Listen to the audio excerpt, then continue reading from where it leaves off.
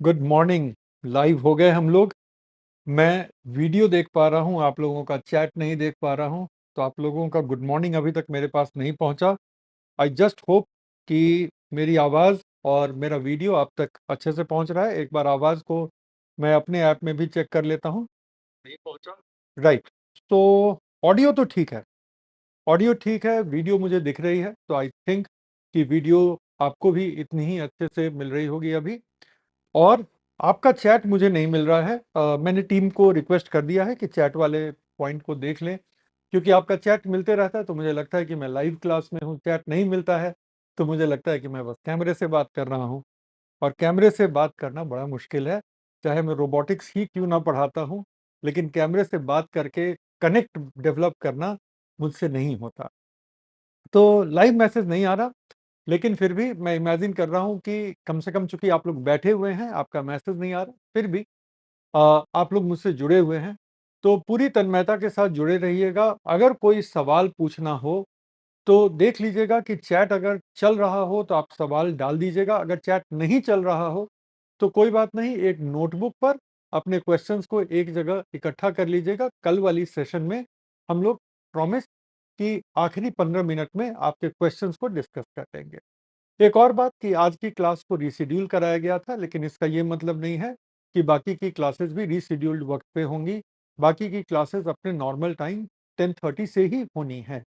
तो रीशेड्यूल सिर्फ आज के लिए है, और कोई भी क्लास हमारी दूसरी रीशेड्यूल नहीं हो रही। सिर्फ ये और यही क्लास रीशेड्यूल हुई है, ठीक है।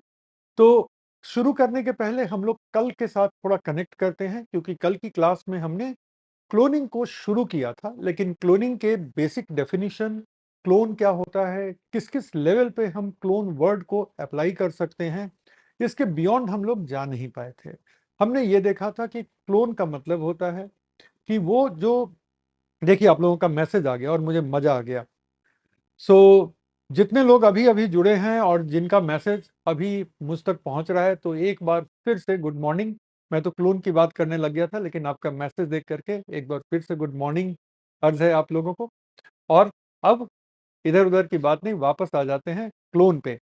तो हमने ये देखा था कि क्लोन कैसे किसी भी दूसरे जीव, किसी भी दूसरे डीएनए, किसी भी दूसरे सेल या किसी भी दूसरे बैक्टीरिया का एक जेनेटिक हमशक्ल होता है। मतलब कि जेनेटिकली वो बिल्कुल उसके बराबर है, उसी को हम क्लोन का नाम देते हैं। और क्लोन बनाने के प्रोसेस को हम क्लोनिंग कहते हैं, और ये हम कई चीज़ों पर अप्लाई कर सकते हैं। डीएनए की क्लोनिंग होती है, जब पीसीआर मशीन में हम डीएनए की कॉपी बनाते हैं तो डीएनए की क्लोनिंग होती है। आरएनए की भी क्लोनिंग आप कर सकते हैं। वायरसेस, जो रेट्रोवायरसेस हैं, वो सेल में जाके आरएनए की क्लोनिंग करते हैं। बैक्टीरिया जब डिवाइड करते हैं और एक बैक्टीरिया से दो, दो से चार, चार से आठ ऐसे बैक्टीरिया बनते हैं, तो बैक्टीरिया की भी क्लोनिंग हो रही होती है। इसी तरह से जब पौधे अपने सीड के अलावा किसी और तरीके से ग्रो कर रहे होते हैं, तो वो भी बेसिकली अपना क्लोन बना रहे होते हैं, अपना जेनेटिक प्रतिरूप ही बना रहे होते हैं। जैसे जैसे हमने कल एग्जाम्पल लिया था केले के पौधे का, कि केले का पौधा कैसे ग्रो करता है, और वहां पर यह बात हुई थी कि केले का पौधा, एक नया पौधा पिछले केले के पौधे के जड़ से निकल करके आता है। इसी तरह से गुलाब को हम कैसे ग्रो करते हैं, तो गुलाब को भी ग्रो करने का जो सिस्टम है वो भी वही है कि उसके टहनियों को काट करके और उसको कलम के रूप में हम इस्तेमाल करते हैं, तो गुलाब की भी क्लोनिंग होती है। लेकिन यहाँ पे इतनी बेसिक के बाद अब हम बात कर रहे हैं होल एनिमल क्लोनिंग की। होल एनिमल क्लोनिंग से हमारा मतलब है कि क्लोनिंग का एक ऐसा तरीका जिसमें पूरे के पूरे एनिमल का हम क्लोन बनाते हैं। ये थोड़ा डिफिकल्ट है। डिफिकल्ट इसलिए है कि एनिमल सेल में कोई भी ऐसा सेल नहीं है जिस एक सेल से आप पूरे के पूरे एनिमल को रीडेवलप कर लें। वो एकमात्र सेल जो है वो है जाइगोट। जाइगोट का मतलब है युग्मज, जो दो गैमीट के मिलने से बनता है। उस जाइगोट में डिवीजन होती है, उससे एम्ब्रियो बनता है, जिसको हिंदी में हम भ्रूण कहते हैं। फिर भ्रूण का अपना विकास होता है, उसकी विकास की अलग अलग स्टेजेस होती हैं, और उसके बाद एक नए एनिमल का जन्म होता है। तो जब हम कहते हैं कि ये एक एनिमल है, इसका क्लोन करना है, तो सबसे बड़ी मुश्किल ये है कि आप जिस एनिमल की तरफ उँगली कर रहे हैं, जिस एनिमल को आप पॉइंट कर रहे हैं, उस एनिमल ने ऑलरेडी अपना ग्रोन अप स्टेट अर्जित कर लिया है, वो एनिमल ऑलरेडी ग्रो कर चुका है। वापस उसको कैसे आप ज़ायगोट के लेवल पे भेजोगे, जिससे कि आप क्लोन कर सकोगे? ये तो एकदम इम्पॉसिबल है। तो एनिमल को क्लोन करना अगर करना है, तो ये फैसला आपको बहुत-बहुत बिगिनिंग में ही करना पड़ेगा कि इस एनिमल को क्लोन करना है। ताकि ज़ायगोट के ही लेवल पे आप एक ज़ायगोट से 2 ज़ायगोट बना के और क्लोनिंग कर लें। या एक और तरीका है जिसमें ज़ायगोट को एम्ब्रियो तक ग्रो होने का मौका दें और एम्ब्रियो के अलग-अलग सेल्स एम्ब्रियो के अलग-अलग सेल्स के न्यूक्लियस को लेकर के और फिर उसको एग में ट्रांसप्लांट करके आप बनाएँगे। अभी सुन के ये कॉम्प्लिकेटेड लग रहा होगा, डायग्राम के साथ बताएँगे तो वो आसान लगेगा। तो अब शुरू करते हैं होल एनिमल क्लोनिंग के टॉपिक को और फिर हम डायग्राम के थ्रू इनको समझेंगे। Whole animal cloning.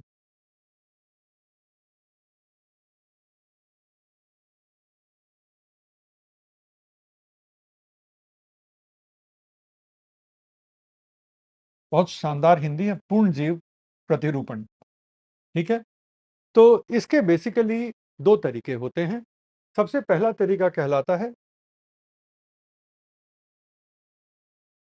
ट्विनिंग, दूसरे शब्दों में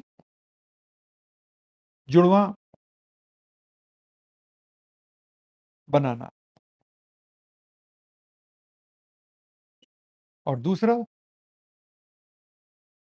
न्यूक्लियर ट्रांसफर टेक्नोलॉजी।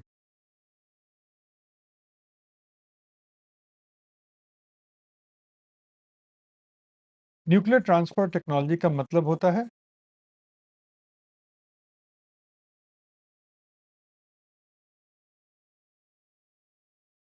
न्यूक्लियस या केंद्रक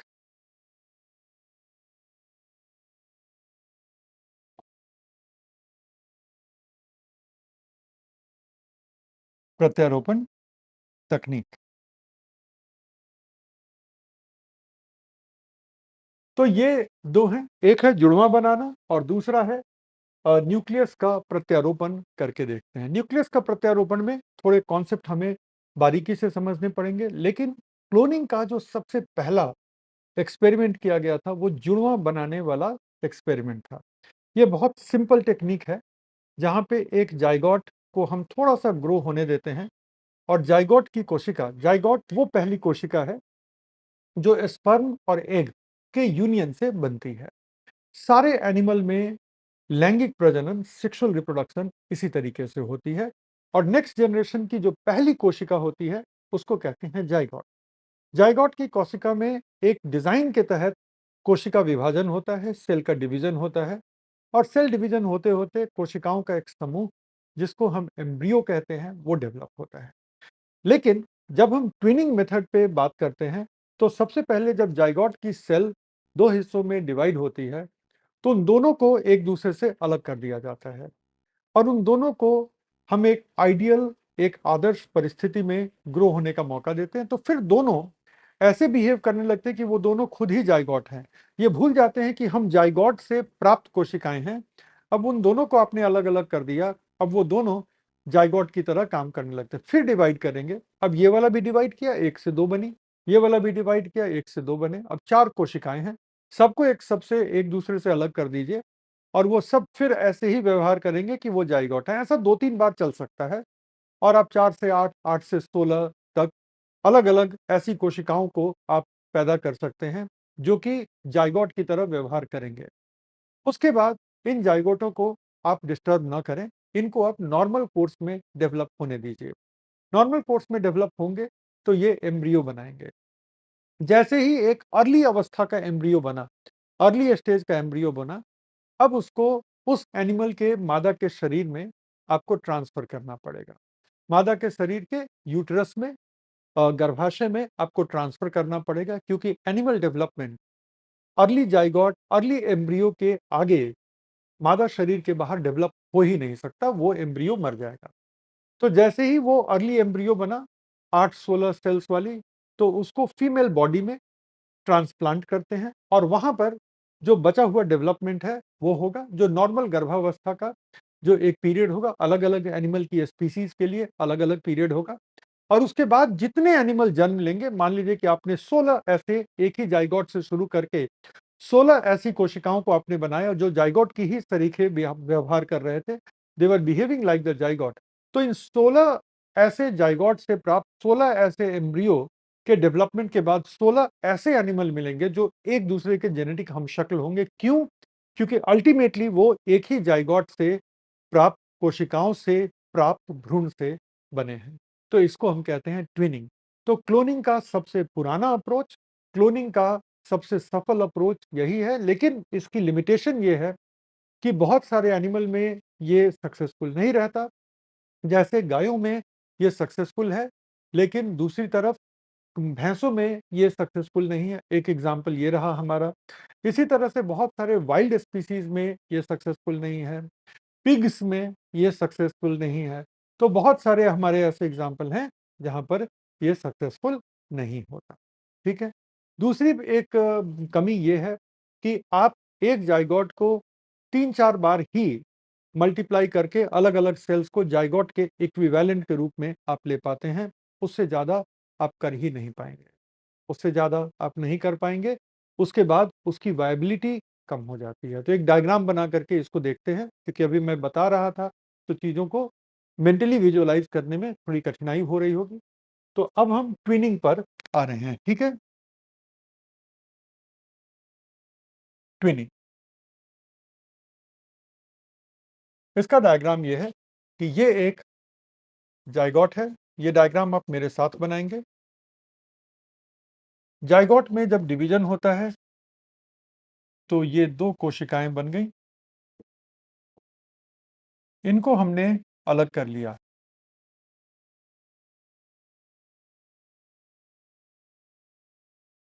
अब ये जो हैं, ये हैं ज़ाइगोटिक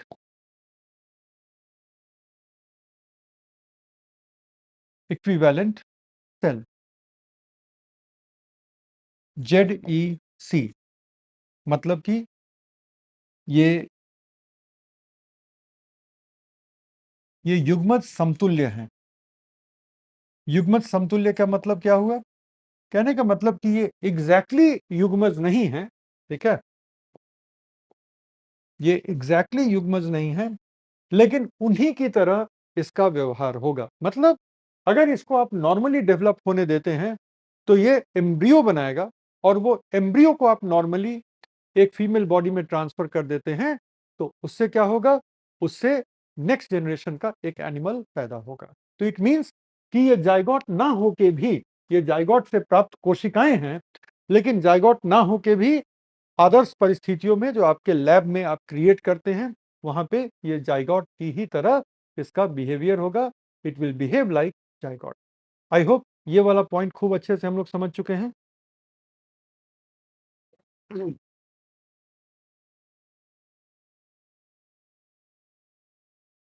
आपस में खूब जोर-शोर से चैटिंग चल रही है, तो एक बार सारी चैटिंग पर रोक लगा दीजिए और इसको आप समझिए।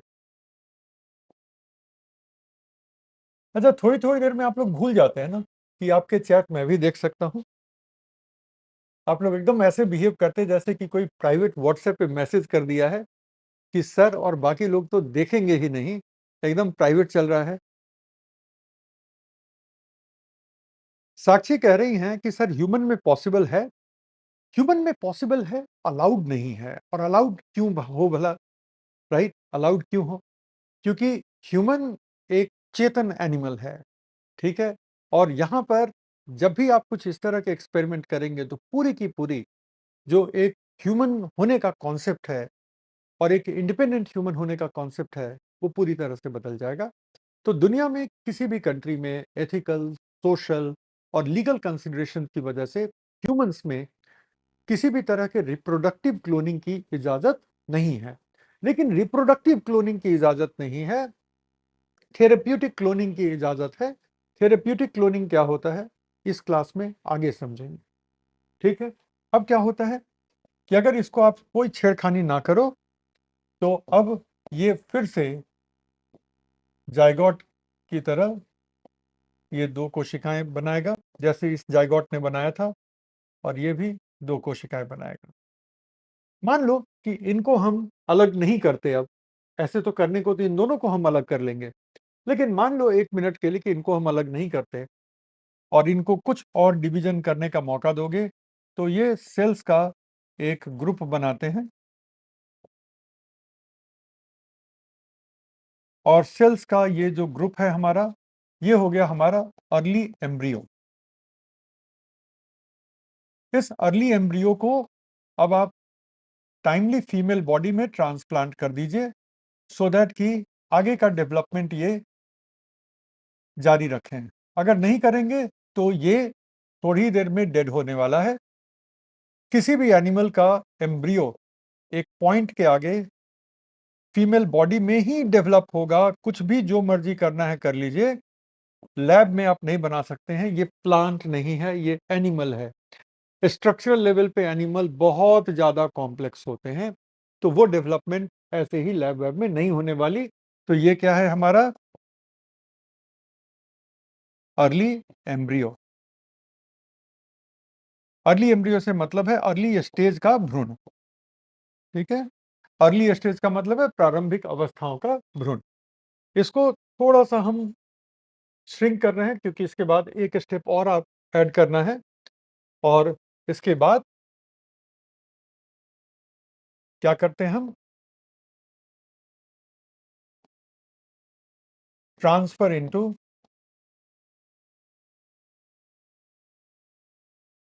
Female body. उसके बाद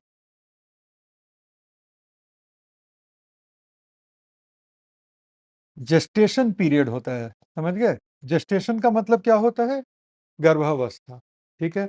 तो उसके बाद एक जेस्टेशन का पीरियड होता है। जेस्टेशन का पीरियड जाहिर है अलग अलग प्रजातियों में, अलग अलग स्पीसीज में अलग ड्यूरेशन होगी, जो भी है वो फिक्स्ड है उस पर्टिकुलर स्पीसीज के लिए। और जेस्टेशन के बाद आप क्या देखते हैं, जेस्टेशन के बाद आप देखते हैं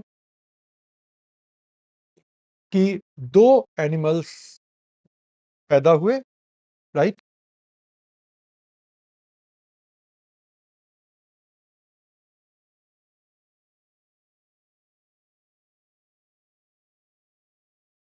और ये दोनों ही एनिमल हर लिहाज से एक दूसरे के क्लोन होंगे।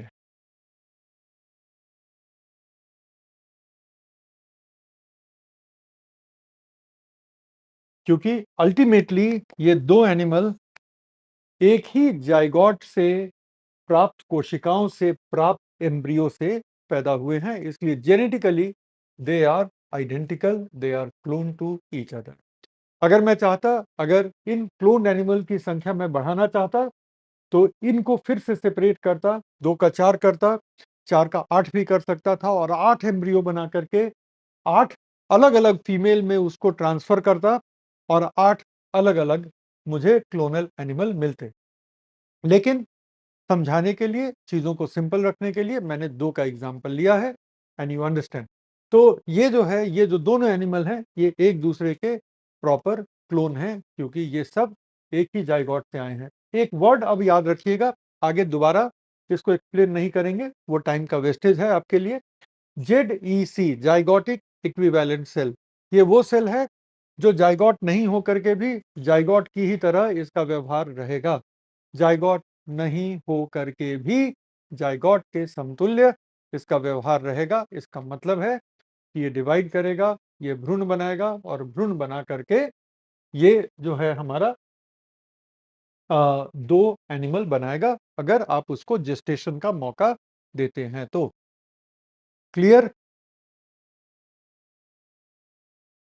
एक बार बताइएगा। सर चूहा नहीं बन पा रहा है। अरे बना लो, इसीलिए मैंने चूहा बनाया कि मुश्किल ना हो। कह रहे हो कि चूहा नहीं बन पा रहा।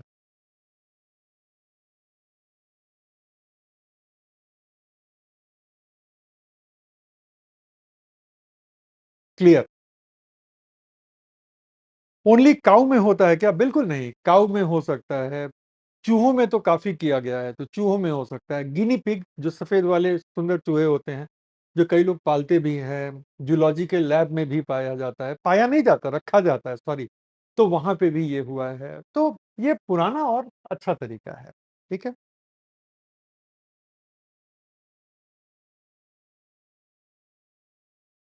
अच्छा, पवन कह रहे हैं कि मेरा तो चींटी बन गया। अरे! चींटी को भी चलो क्लोन कर लिया, ठीक है, लेकिन वो इंसेक्ट को नहीं क्लोन करना था, तो चींटी नहीं चूहा ही बना लो। तो इसको कहते हैं ट्विनिंग, ठीक है? तो ट्विनिंग की जो प्रक्रिया है ना, अब उसको हम एक फ्लो चार्ट के रूप में लिख लेते हैं।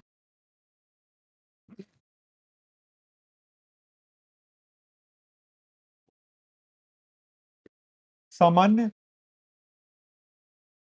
सेक्सुअल रिप्रोडक्शन से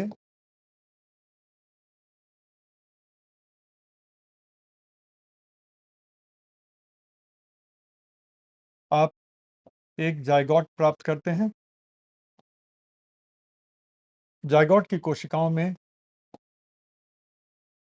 ज़ायगोट की कोशिका में विभाजन होता है। विभाजन का मतलब डिवीज़न होता है और जिससे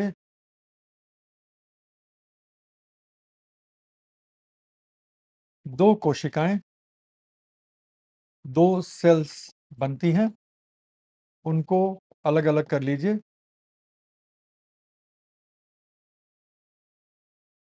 separate the sales.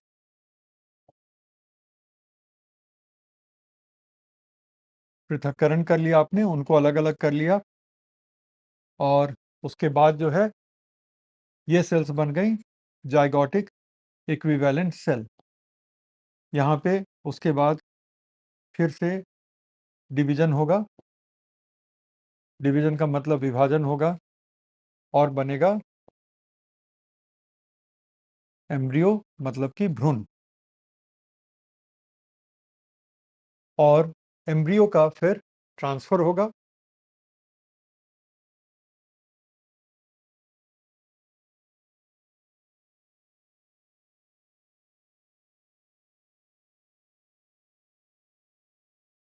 Transfer into female body. Basically अगर हम थोड़ा-सा एक्यूरेट करके बोलें तो गर्भाशय में प्रत्यारोपण। एक इंग्लिश वर्ड भी है इसके लिए जिसको हम कहते हैं इम्प्लांटेशन। क्या कहेंगे? इम्प्लांटेशन।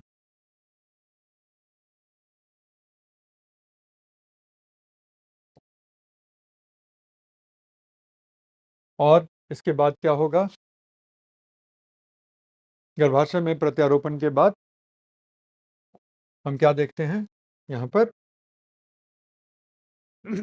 इसके बाद हम देखते हैं कि नॉर्मल जेस्टेशन पीरियड रहेगा, मतलब नॉर्मल गर्भावस्था का जो भी काल होगा वो रहेगा और फिर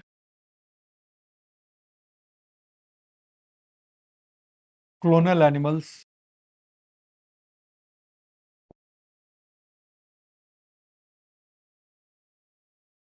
बॉर्न।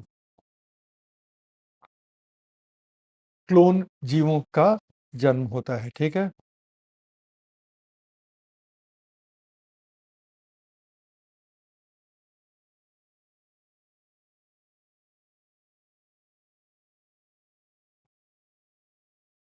तो ये जो है हमारा पूरा का पूरा वो प्रोसेस है जिस प्रोसेस के ज़रिए हम ट्विनिंग से क्लोन बनाते हैं। तो एग्ज़ैक्टली वही जो डायग्राम था पीछे वाले स्टेज में, उसी डायग्राम को हमने क्या किया है, एक फ्लो चार्ट के रूप में लिख दिया है कि इसके बियॉन्ड कुछ भी लिखने की ज़रूरत ना पड़े। कारगर तरीका है, लेकिन सारे एनिमल्स में इक्वली इफ़ेक्टिव नहीं है और दूसरा क्या है कि बहुत बड़ी संख्या में अगर आप किसी जेनेटिकली सुपीरियर वैरायटी का क्लोन बनाना चाहते हैं, तो बहुत बड़ी संख्या में आप इससे क्लोन नहीं बना पाएँगे। एक और चीज़ यहाँ पे जो पॉसिबिलिटी हो सकती है कि जैसे शुरू में हमने देखा कि नॉर्मल सेक्सुअल रिप्रोडक्शन से जिस तरह से हम प्राप्त करते हैं एक जाइगोट, तो जाइगोट के ही लेवल पे अगर हम जीन ट्रांसफ़र कर दें, तो हम ट्रांसजेनिक एनिमल को भी क्लोन कर सकते हैं। जाइगोट या गैमीट के लेवल पे जीन ट्रांसफ़र करने से इस तरीके से आप जेनेटिकली मॉडिफाइड एनिमल को भी क्लोन कर सकते हैं। लेकिन जेनेटिकली मॉडिफाइड एनिमल को क्लोन करने के पहले आपको गैमीट या जाइगोट, गैमीट का मतलब युग्मक, स्पर्म और एग गैमीट होते हैं।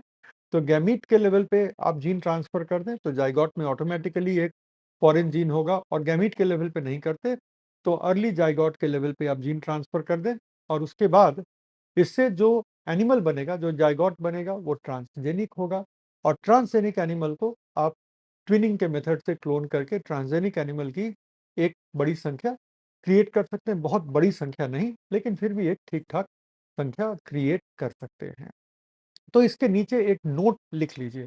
पहले हिंदी में बोलेंगे, फिर इंग्लिश में बोलेंगे। आप लिख लीजिए, इस तकनीक के द्वारा इस तकनीक के द्वारा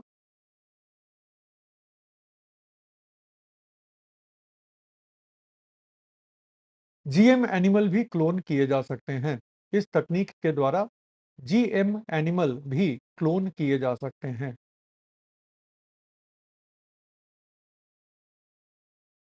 फुल स्टॉप। इसके लिए आवश्यक है कि इसके लिए आवश्यक है कि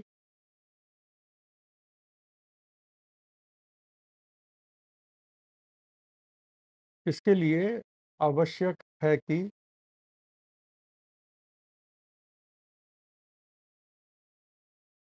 गैमीट या जाइगोट की अवस्था में गैमीट या जाइगोट की अवस्था में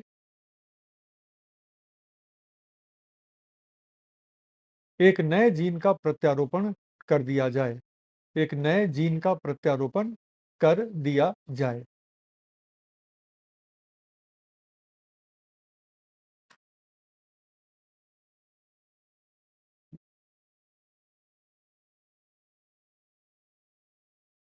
अब इंग्लिश में लिख लीजिए। Using this method using this method even a transgenic animal using this method, even a transgenic animal can be cloned. But it is necessary that but it is necessary that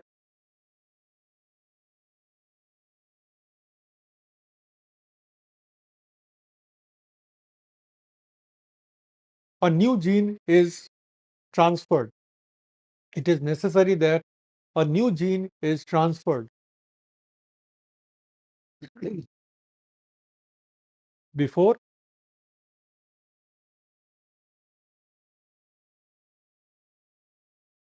the embryonic stage. Before the embryonic stage. That is either the zygote or the gamete. That is either the zygote or the gamete.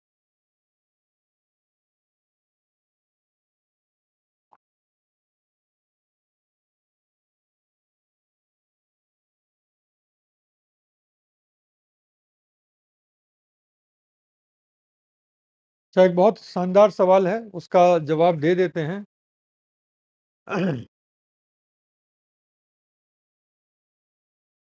Right. वो ये कि sir क्या हम अपना clone बना सकते हैं? बनाने पे कोई मनाही नहीं है, लेकिन चूँकि ये इल्लीगल है, तो आप और आपके क्लोन दोनों ही जेल जाएँगे। राइट? ख़ास तौर पे बनाने वाले तो ज़रूर जेल जाएँगे। क्लोन की हो सकता है कि गलती कम हो, उसको कोर्ट माफ़ कर दे, बनाने वाले ज़रूर क्लोन जाएँगे। लेकिन फिर चिंता मत कीजिएगा, क्लोन को बनाने वाले जेल भी गए तो क्लोन सारा काम कर रहा होगा, है ना? आपका बैंक अकाउंट सँभाल रहा होगा, आपकी सारी सेविंग, आपकी सारी प्रॉपर्टी सँभाल रहा होगा, तो मनाही नहीं है। भारत स्वतंत्र देश है ना? बिल्कुल बनाइए। मेरा काम था ये बताना कि दुनिया के किसी भी कंट्री में इसको लीगल अनुमति नहीं है। लेकिन बावजूद इसके बनाना है तो बिल्कुल आपकी चॉइस है, बनाना चाहिए भी।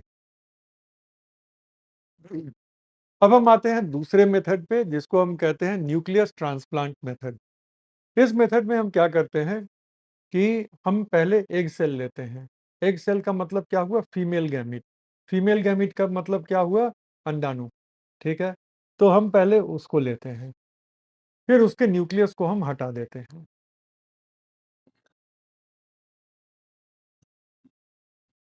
इतना भयंकर कॉल किसने किया मुझे? चलो, तो सबसे पहले हम एक एग सेल लेते हैं। ये है एग सेल। ये सब क्या है? पहले ये डायग्राम देखो, मेरे साथ बनाने की कोशिश मत करना। एग सेल में बहुत सारे ऐसे मॉलिक्यूल होते हैं बाबू, जिससे कि एग सेल एक जाइगोट की सारी जरूरतों की पूर्ति करता है। अभी एग सेल में एक इसका अपना न्यूक्लियस भी होगा। ठीक है? और यही एग सेल है जो जब स्पर्म से यूनाइट होता है,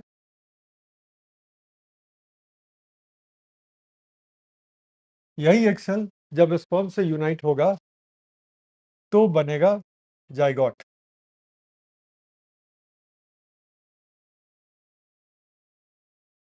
अब जाइगोट में जरा कंपेयर करना तो, कि एग की तुलना में स्पर्म का साइज कितना छोटा है ना? तो जाइगोट में जो साइटोप्लाज्म होगा, साइटोप्लाज्म का मतलब क्या? जो सेल का अपना एक प्रोटोप्लाज्म, एक लिविंग मटेरियल होता है, वो तो 99% एग से ही आया है। लेकिन उसमें न्यूक्लियस दोनों का है, फादर का भी है, मदर का भी है, तो ये न्यूक्लियस थोड़ा सा बड़ा हो जाएगा। ये हो गया जाइगोट। और इस जाइगोट को अगर आप नॉर्मल डेवलप करने दोगे तो ये एम्ब्रियो बनाएगा और फिर नेक्स्ट जनरेशन का एनिमल बनाएगा। करेक्ट? अब हम न्यूक्लियर ट्रांसफर मेथड में क्या करते हैं कि वहां पर हमें स्पर्म से कोई मतलब नहीं है, और अभी इस जाइगोट को हम लोग थोड़ा साइड में रखते हैं, इसको बुलाएंगे बाद में। ठीक है? इसको अभी आपको देखना भी नहीं है। आई होप कि अब किसी को दिख नहीं रहा है। ठीक है ना? तो ये एग सेल है। डन। ये है एक एग सेल। अब सबसे पहली इसकी शर्त क्या है कि इस एग सेल से इसके न्यूक्लियस को हटा दिया जाए। हटा दिया इसके न्यूक्लियस को, और अब इस एग सेल में किसी दूसरे सेल का, एक मिनट रुक जाओ, इस एग सेल में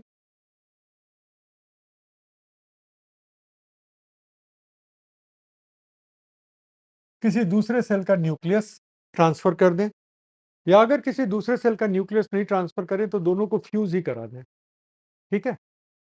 मान लो कि मैंने सिर्फ न्यूक्लियस ही ट्रांसफर कर दिया, तो अब क्या हुआ? ये एग सेल है,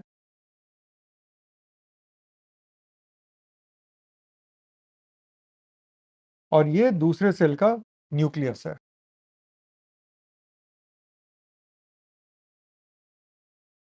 और ये जो दूसरा सेल जिसका न्यूक्लियस है, वो यहाँ पे ट्रांसप्लांट हुआ, और अब हम एग सेल को एक्टिवेट करते हैं।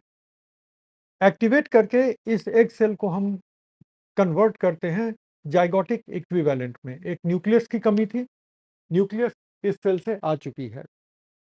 अब इसको हम जाइगोटिक इक्विवेलेंट के रूप में एक्टिवेट करते हैं, और एक्टिवेट करके, और इससे एक एम्ब्रियो बनेगा।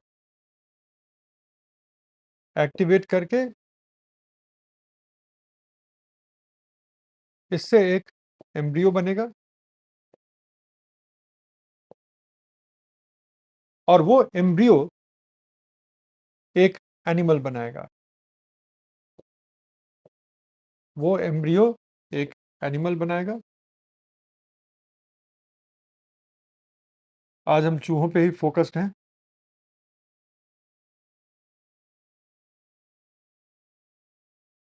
राइट? ये एक एनिमल बना। अब ये एनिमल पता है किसका क्लोन है? ये एनिमल इसका क्लोन है, इस सेल का। ये सेल जहां से भी आया, ये उसका क्लोन है। क्यों? क्योंकि न्यूक्लियस इसने दिया है, और याद रखिएगा nucleus is the control centre of the cell. और ऑर्गेनिज्म जो है वो सेल्स का ही तो बना हुआ है, उसका स्ट्रक्चर, उसका फंक्शन, सब कुछ तो सेल का ही बना हुआ है। तो इस चूहे के एक एक सेल में इस सेल का न्यूक्लियस है, इसलिए जेनेटिक लेवल पे ये चूहा किसका क्लोन है? ये चूहा इसका क्लोन है। करेक्ट। अभी इसको बनाना नहीं था, ठीक है। तो ये कहानी समझ में आ गई न्यूक्लियर ट्रांसप्लांट की। कोई क्वेश्चन है तो पहले पूछ के क्लियर कर लो, फिर हम इसके दोनों टाइप्स की बात कर लेंगे 1 मिनट में। We will talk about both its types.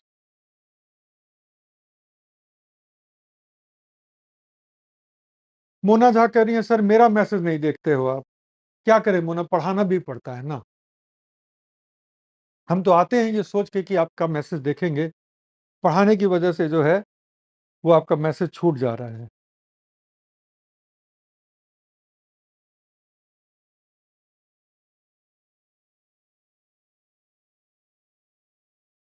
करुणा कह रही है समझ में नहीं आया।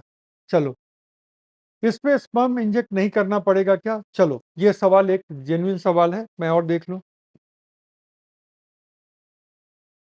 आपके क्लास का टाइम चेंज हो गया? नहीं, सिर्फ आज के लिए चेंज था। इसे कैसे बनाएं? इसको बनाने की जरूरत ही नहीं है, मैं फ्लो चार्ट बनाऊंगा।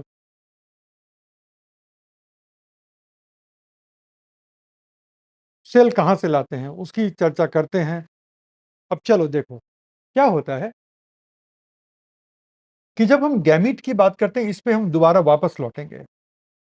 जब हम गैमीट की बात करते हैं ना, ये एग है,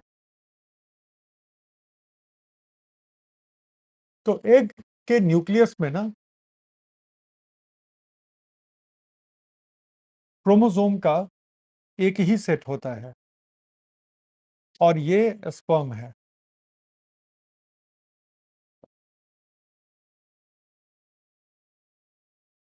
स्पर्म में भी क्रोमोसोम का एक ही सेट होता है, क्रोमोसोम एक ही सेट होता है। लेकिन जब इन दोनों के मिलने से जाइगोट बनता है, तो जाइगोट में क्रोमोसोम का 2 सेट होता है।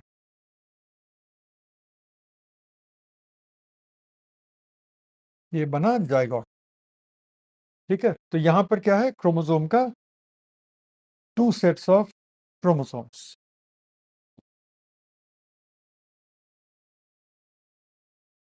ये समझना थोड़ा सा जरूरी है। तो अब जैसे हम ह्यूमन बींग्स में, ये एक ह्यूमन बींग है, राइट? ये एक ह्यूमन बींग है। तो जैसे हम ह्यूमन बींग्स में ना 46 क्रोमोसोम्स हैं, लेकिन उन 46 क्रोमोसोम्स के पीछे कहानी ये है कि 23 फ्रॉम फादर आए हैं और 23 फ्रॉम मदर आए हैं।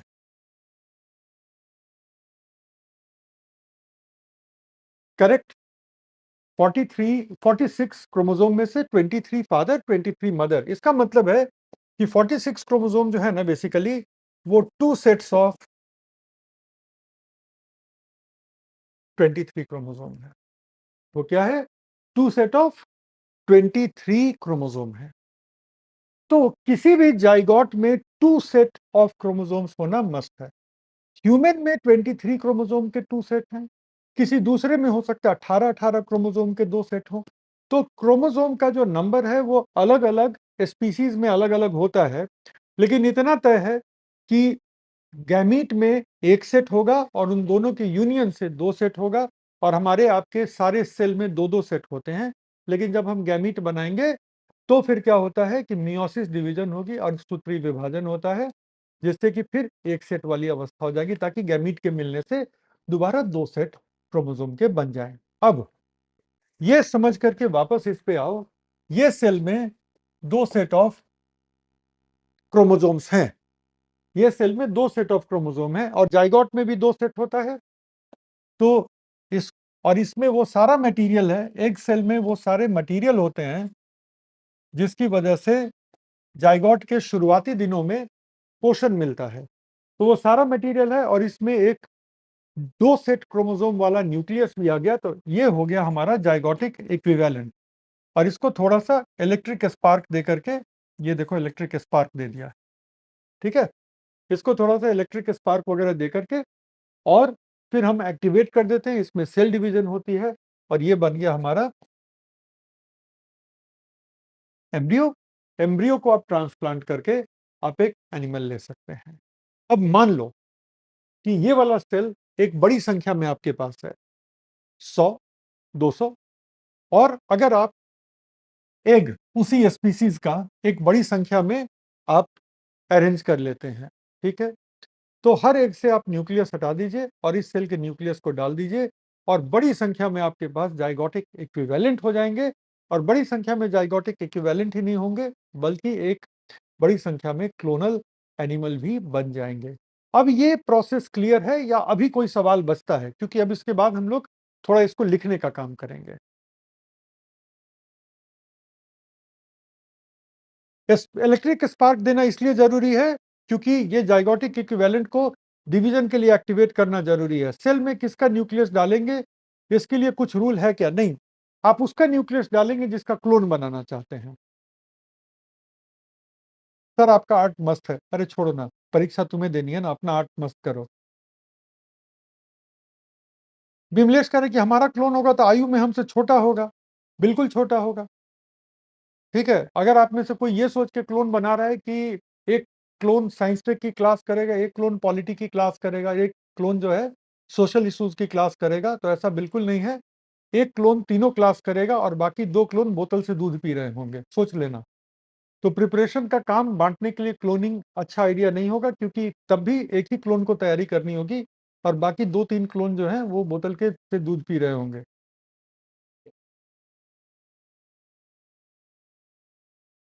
एक का न्यूक्लियस कैसे हट जाएगा? उसका मेथड है बाबू। एक माइक्रो सिरिंज से एक के न्यूक्लियस को हटा लेते हैं। सेल किसी का भी हो सकता है? नहीं, सेल किसी का भी नहीं हो सकता।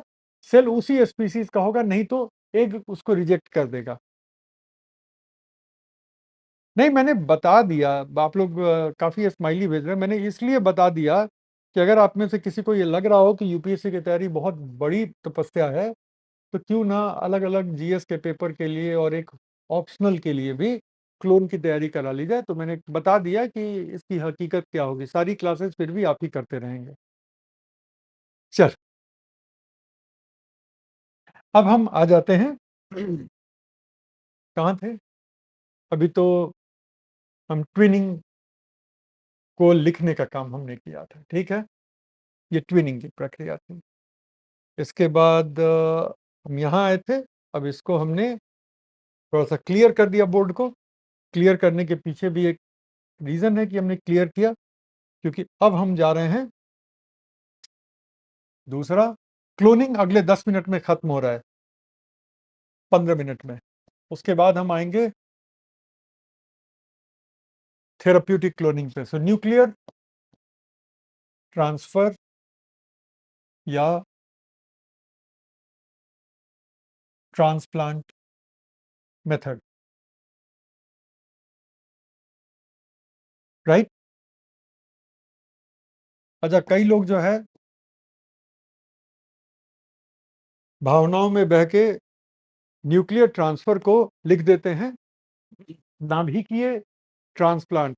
एटम के न्यूक्लियस को नाभिक कहते हैं, सेल के न्यूक्लियस को केंद्रक कहते हैं। तो याद रखिएगा कि सेल के लिए बता रहे हैं या एटम के लिए बता रहे हैं, उस तरह से नाभिक और केंद्रक का डिफरेंस रखिएगा। तो ये केंद्रक प्रत्यारोपण मेथड है, ठीक है?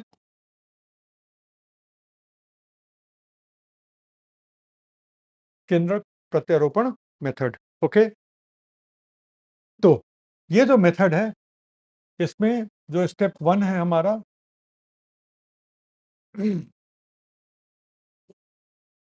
एक ओवम, जिसको सामान्य बोलचाल भाषा में एग या हिंदी में अंडाणु कहते हैं,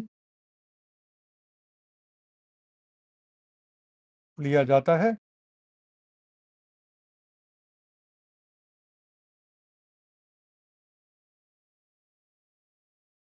और ये इसका न्यूक्लियस है। फिर दूसरा स्टेप है ओवम का न्यूक्लियस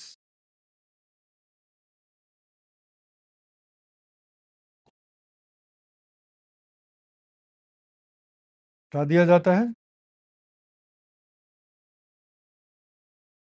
तो यहाँ पर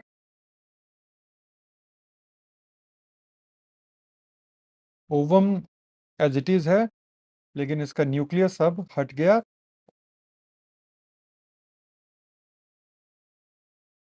ठीक है, तो ये क्या हो गया?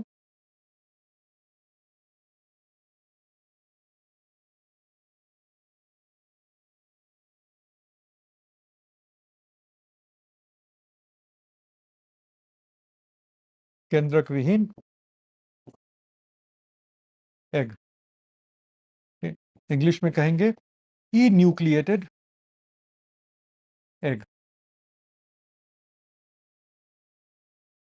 ऑलराइट, अब दूसरी तरफ आप क्या करते हैं?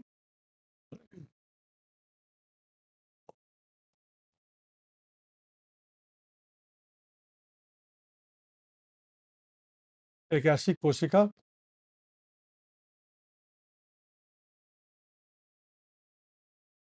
जिससे क्लोन बनाना है, means source cell for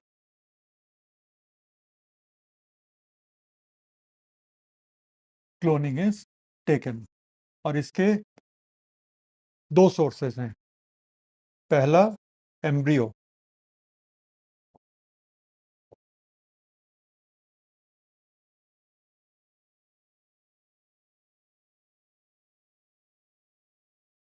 embryo में बहुत सारे न्यूक्लियस होते हैं, बहुत सारी कोशिकाएं होती हैं, हर कोशिका की अपनी अपनी न्यूक्लियस होती है। तो एक तो ये तरीका है, और दूसरा तरीका क्या है?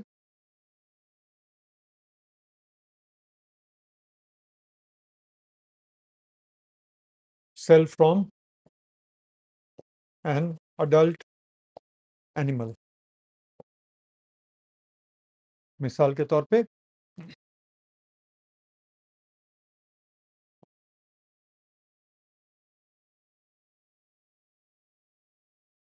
चूहे से आपने कुछ सेल्स लिए, चूहे से आपने कुछ सेल्स लिए, लेकिन याद रखिएगा कि आपको अडल्ट एनिमल या एम्ब्रियो वही लेना है जिस स्पीसीज की एग है, नहीं तो न्यूक्लियस डाल करके वो रिएक्शन फेल हो जाएगा। ठीक है ना? तो अब इस चूहे से हमने कुछ सेल्स ले लिए,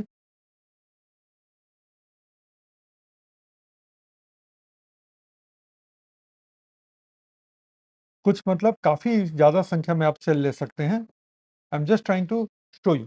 ठीक है, तो चूहे से एक अच्छी खासी संख्या में हमने सेल ले लिया। अब जो है, अगर ये वाली परिस्थिति है तो इसमें हम क्या करते हैं?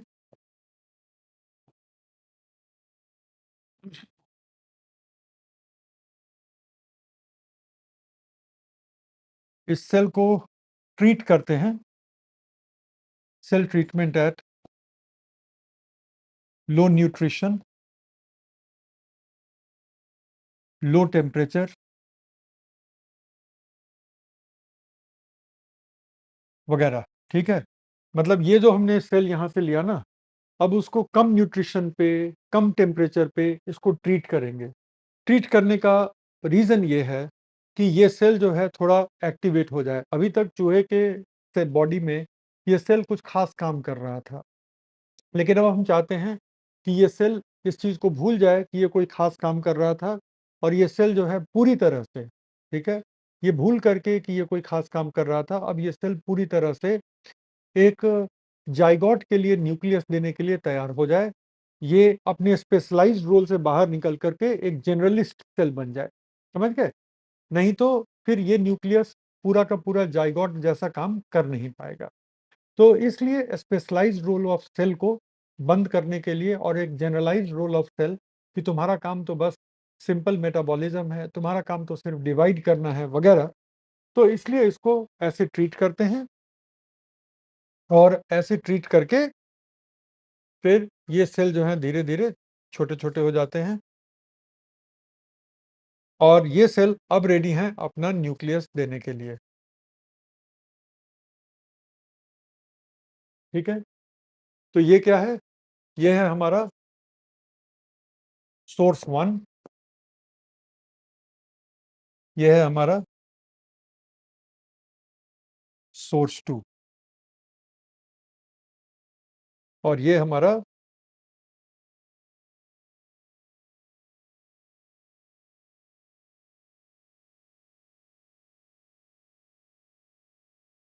ये है हमारा रेसिपिएंट। रेसिपिएंट का मतलब है ग्राही सेल।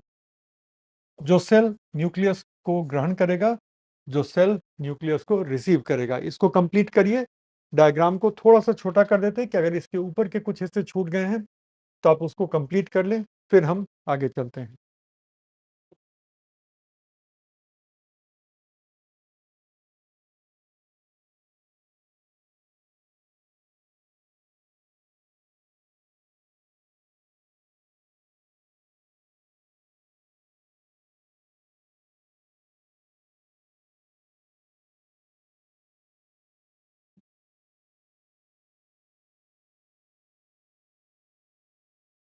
डन। चलो, और अब हम समझ रहे हैं कि ये कहानी अब आपको समझ में आ रही होगी। तो एक ये तरीका है, एक ये तरीका है। उसके बाद हम क्या करते हैं?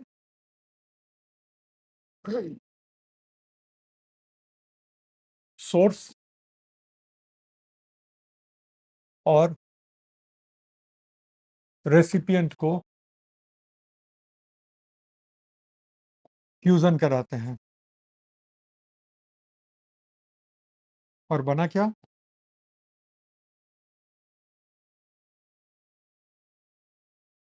जायगोट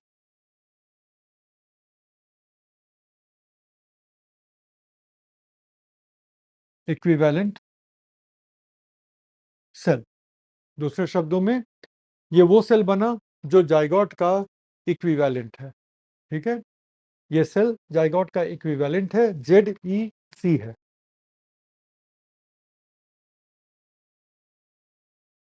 जायगोट क्यों नहीं कह रहे? जायगोट इसलिए नहीं कह रहे हैं क्योंकि ये स्पर्म और एग के फ्यूजन से नहीं बना है। एग के लेवल पे हमने क्या मॉडिफिकेशन की? हमने एग का न्यूक्लियस ही हटा दिया है। स्पर्म के लेवल पे क्या मॉडिफिकेशन की? स्पर्म तो इस पिक्चर में है ही नहीं, किसी और सेल से हम न्यूक्लियस ले रहे हैं, तो इसलिए इसको हम कहते हैं जाइगोटिक इक्विवेलेंट।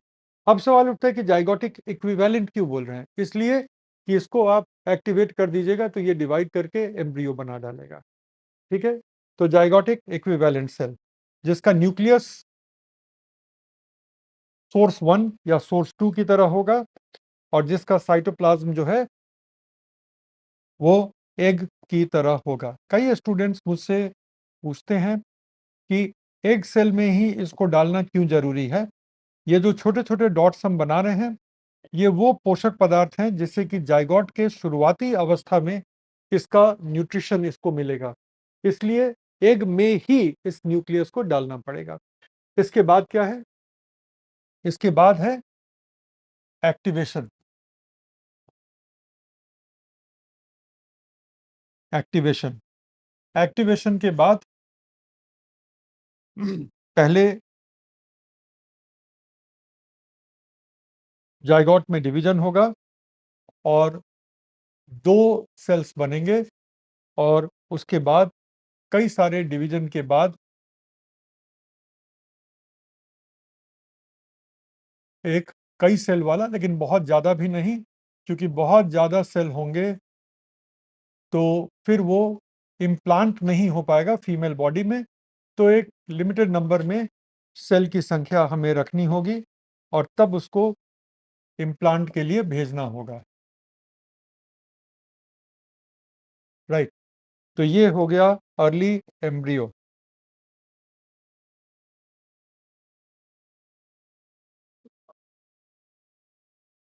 फिर अर्ली एम्ब्रियो का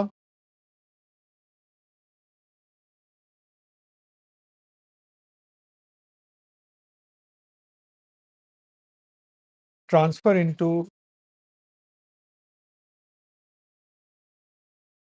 फीमेल बॉडी, फिर जेस्टेशन, और फिर क्या? New animal. और ये न्यू एनिमल जो है वो है क्लोन टू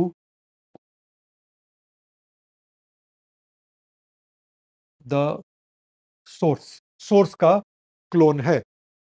जहां भी हिंदी की जरूरत हो आप बता दीजिएगा। अर्ली एम्ब्रियो, आरंभिक अवस्था का भ्रूण, ट्रांसफर इनटू फीमेल बॉडी, मानव शरीर में प्रत्यारोपण, जेस्टेशन गर्भावस्था, न्यू एनिमल बॉर्न, नए जीव का जन्म। ठीक है, और ये किसका क्लोन है? ये सोर्स का क्लोन है।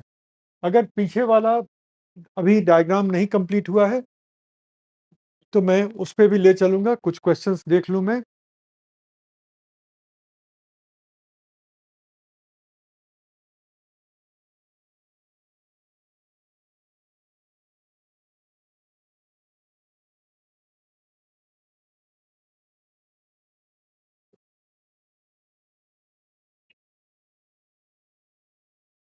रेसिपिएंट कौन होगा? पीछे वाले डायग्राम को देख लो। पीछे वाला जो डायग्राम है वो आपको बताता है रेसिपिएंट कौन होगा। रेसिपिएंट, उसके पीछे वाले डायग्राम पे चले जाओ तो देखो, ये जो एग सेल है जिसके न्यूक्लियस को हटाया वो है रेसिपिएंट। और या तो अपना ये सोर्स होगा या अपना ये सोर्स होगा। ठीक है, इन दोनों में से कोई एक डोनर या सोर्स होगा। अगर एम्ब्रियो की बात करो तो इसकी सफलता की रेट ज़्यादा है। अडल्ट एनिमल की बात करो तो इसके सफलता का रेट कम है। लेकिन बेनिफिट क्या है? अगर अडल्ट एनिमल के सेल को क्लोन करते हो तो वाकई में आप एक अडल्ट एनिमल का क्लोन बना सकते हो, जो कि ट्विनिंग के जरिए पॉसिबल नहीं था। क्योंकि ट्विनिंग में हम ये देखते हैं कि आप अर्ली एम्ब्रियो का ही दो टुकड़ा या जाइगोट का ही दो हिस्सा कर सकते हो। इसी तरह से अगर हम यहाँ पे आए एम्ब्रियो के लेवल पे, तो यहाँ भी अगर आप देखो तो किसी अडल्ट एनिमल को आप वापस एम्ब्रियो के लेवल पे कैसे भेजोगे? एक बहुत सुपीरियर वैरायटी की काऊ है, उसको क्लोन करना है। क्लोन करने के लिए सबसे पहली ज़रूरत होती है कि आपको डोनर न्यूक्लियस चाहिए, जिसको कि आप यूज़ कर सकते हैं जाइगोटिक इक्विवेलेंट बनाने में। अब दो ही रास्ते हैं आपके पास। अडल्ट एनिमल की बॉडी के कोई भी सेल को ले लीजिए, उसको ट्रीट कीजिए ताकि वो अपने स्पेशल फंक्शंस को भूल जाए और वो जाइगोटिक इक्विवेलेंट बनाने के लिए, न्यूक्लियस देने के लिए तैयार हो जाए। लेकिन अगर आप वो नहीं करना चाहते, आप कहते हैं कि नहीं, हमें एम्ब्रियो वाला मेथड ज़्यादा अच्छा है क्योंकि इसका सक्सेस रेट ज़्यादा अच्छा है, तो आप उस अडल्ट एनिमल को वापस एम्ब्रियो के लेवल पे कैसे भेजिएगा कि तुम एम्ब्रियो के लेवल पे चले जाओ? एनिमल डेवलपमेंट तो इरिवर्सिबल प्रोसेस है। एनिमल डेवलप हो गया तो हो गया, वो तो वापस नहीं जाएगा एम्ब्रियो अवस्था में। तो वैसे में जबकि आपको एक अडल्ट एनिमल को क्लोन करना हो तो आपके पास ये जो सेकंड तरीका है वो बहुत ही क्रांतिकारी तरीका है। 1997 में इसको स्कॉटलैंड में इयान विल्मट और उनकी टीम ने डेवलप किया था, और एक मादा भेड़ को इन्होंने क्लोन किया था। उस मादा भेड़ का नाम इन्होंने डॉली रखा था। और उसके बाद अलग अलग साइंटिस्ट ने अलग अलग लैब्स में, दुनिया के अलग अलग कंट्रीज में अडल्ट एनिमल को क्लोन किया है। हमारे कंट्री में NDRI Karnal, national dairy research institute Karnal में बफेलो की क्लोनिंग का प्रोग्राम चल रहा है। ठीक है, और हमने सुपीरियर वैरायटी बफेलोज को अच्छी खासी संख्या में क्लोन की है। ठीक है, तो आई होप कि अब आपका ये पूरा का पूरा चार्ट बन गया है, ये क्लियर है। अभिषेक कुमार मौर्य कह रहे हैं एग क्या है? अभिषेक, ये बात तो पहले भी हो गई थी कि एग इज फीमेल गैमीट, मादा युग्मक है। विदाउट स्पर्म फर्टिलाइजेशन कैसे होगा? सिमी फर्टिलाइजेशन करा ही नहीं रहे हैं हम। यहाँ पर जाइगोट नहीं बना रहे, जाइगोटिक इक्विवेलेंट बना रहे हैं। आप मेरी बात सुन नहीं रहे थे।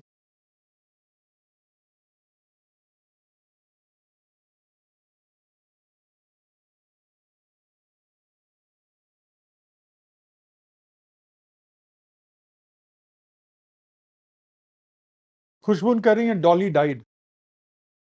मुझे एक अमर एनिमल का नाम बता दो जो आज तक ना मरा हो।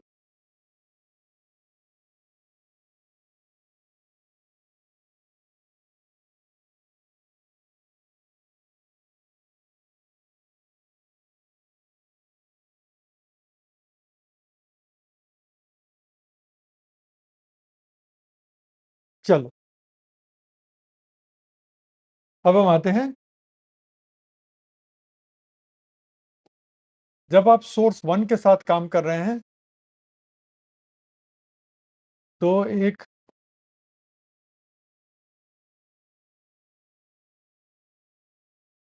बड़ी संख्या में आप क्लोन बना सकते हैं। अगर आप सोर्स 1 के साथ काम कर रहे हैं और यहाँ पर बेहतर सक्सेस रेट है, ठीक है? You have got better success rate. On the other hand, if you are working with source 2, so in case of source 2, जो सक्सेस रेट है that is going to be less, ठीक है? Success rate is going to be less, but this is the only method जिसमें आप adult animal को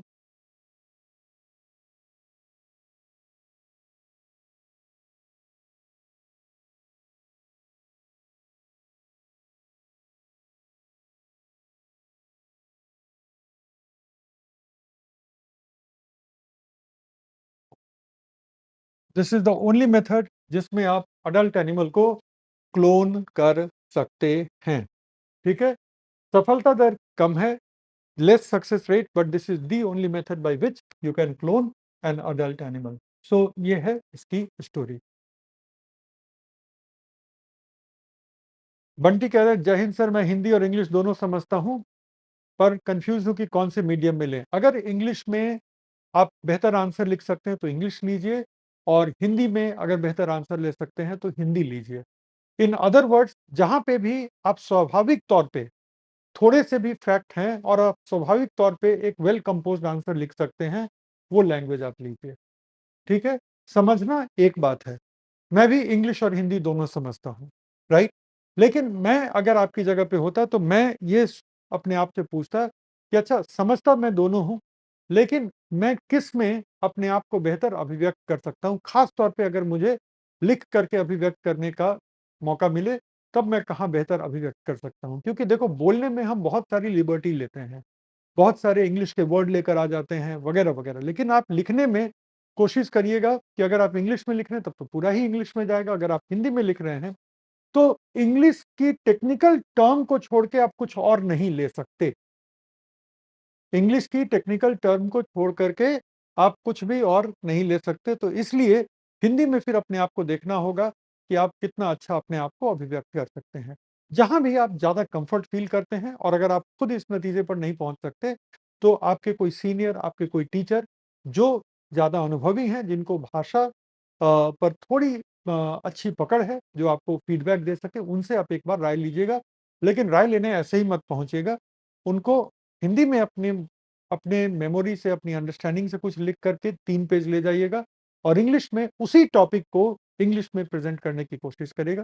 you will get to know what is the language that you should be taking. ये एक scientific तरीका होगा, ठीक है? गैमीट और ज़ायगोट में क्या अंतर है बता चुके हैं, और एक बार 8वीं वाली क्लास की बायो तो पढ़ लो, 7वीं 8वीं की बायो पढ़ लोगे, तो ये तो उससे भी छोटे बच्चों को पता होती है। चलो,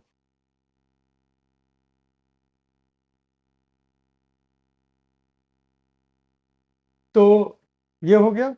अब हम आगे आते हैं और अब इसके हम एप्लीकेशंस देखते हैं, ठीक है? सबसे पहला एप्लीकेशन जो है वो है उन्नत नस्ल।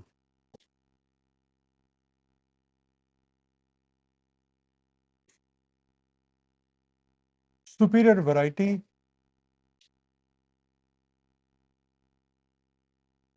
एनिमल्स को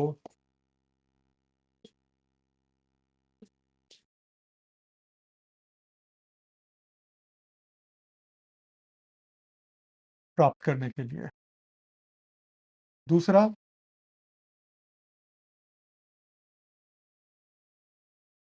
थ्रेटेंड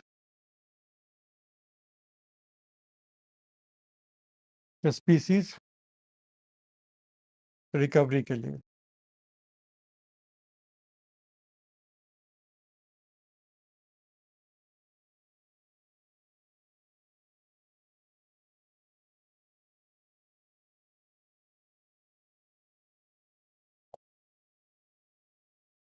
कि मान लो कि उसकी संख्या बहुत-बहुत कम हो गई हो वगैरह, तो यहाँ पर आप संकटग्रस्त प्रजातियों की रिकवरी के स्टेप्स ले सकते हैं। तीसरा,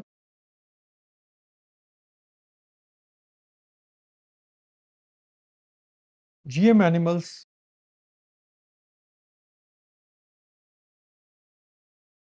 की संख्या में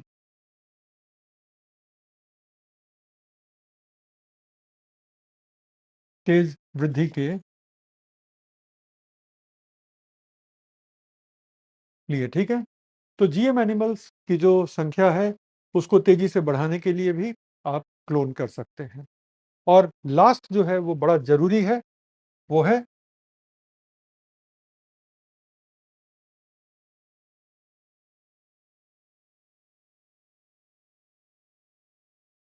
मेडिकल पर्पसेस।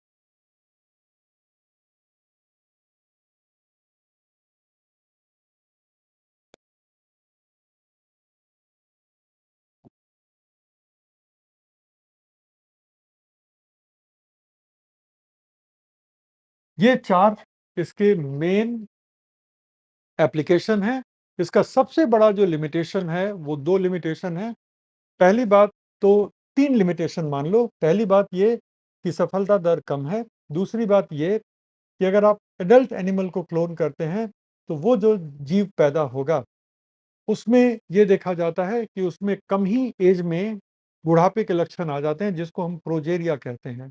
और उसका रिलेशन है कि क्रोमोसोम जब आप अडल्ट एनिमल से लेते हो, तो वो क्रोमोसोम के जो एंड वाले पार्ट होते हैं, जिनको हम टेलोमियर कहते हैं, तो क्रोमोसोम के जो एंड वाले टेलोमियर पार्ट होते हैं, वो थोड़े से डैमेज हो चुके होते हैं। और टेलोमियर जितना डैमेज होगा, उतना ही ज़्यादा आप एजिंग को एक्सेलरेट करते हो। तो क्रोमोसोम का जो एंड पार्ट होता है, जब भी हम क्रोमोसोम बनाते हैं, तो थोड़ा क्रोमोसोम ऐसे बनता है, ठीक है?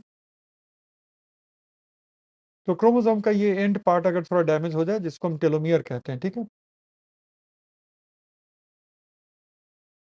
तो अगर कोई क्रोमोसोम ऐसे थोड़ा-सा डैमेज सा चल रहा हो ना, थोड़ा-सा इधर से डैमेज हो गया, थोड़ा-सा इधर से डैमेज हो गया, तो ऐसे क्रोमोसोम वाले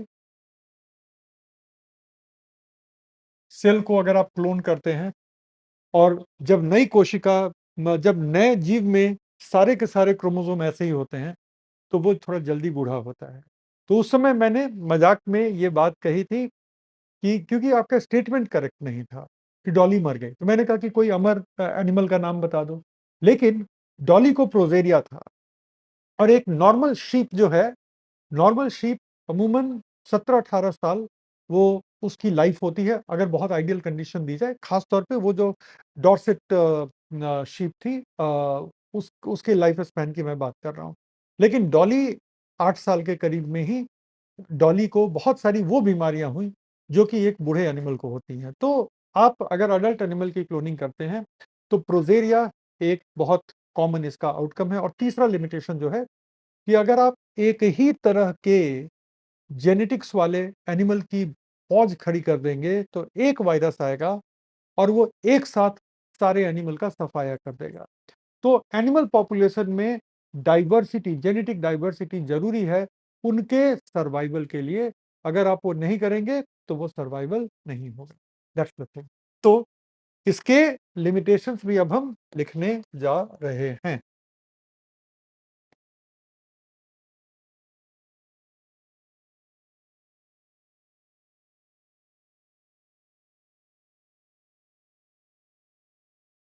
लिमिटेशंस, पहला,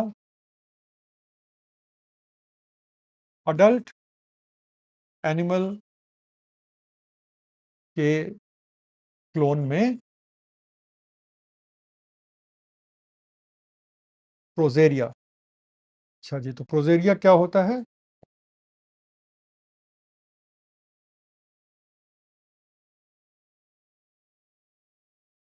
समय से पहले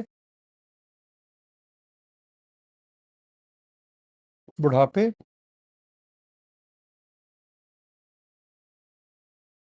के लक्षण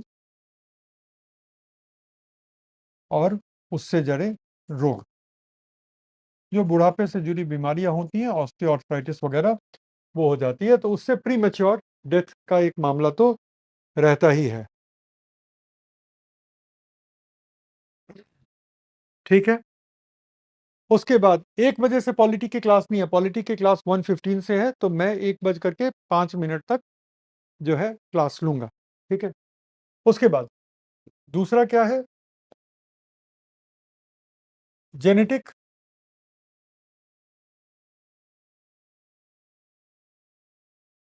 होमोजेनिटी।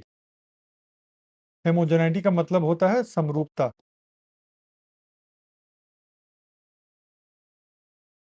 जेनेटिक होमोजेनिटी से किसी भी जीव में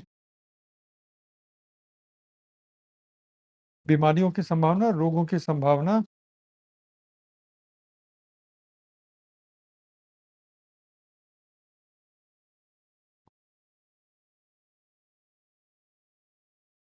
बढ़ जाती है, ठीक है? ये हो गया लिमिटेशन नंबर 2। और तीसरा,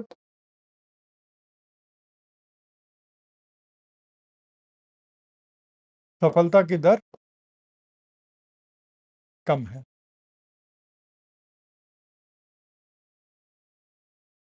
ये लिख लीजिए। और उसके बाद हम चलेंगे थेराप्यूटिक क्लोनिंग पे। थेराप्यूटिक क्लोनिंग का मतलब होता है क्लोनिंग इस उद्देश्य से किया गया जहां पर हमें अगले जनरेशन के एनिमल नहीं चाहिए, बल्कि हमें किसी व्यक्ति के ट्रीटमेंट के लिए स्टेम सेल चाहिए। तो अगर उस नज़रिए से आप क्लोन करते हैं, तो उसको हम नाम देते हैं क्या? थेराप्यूटिक क्लोनिंग का।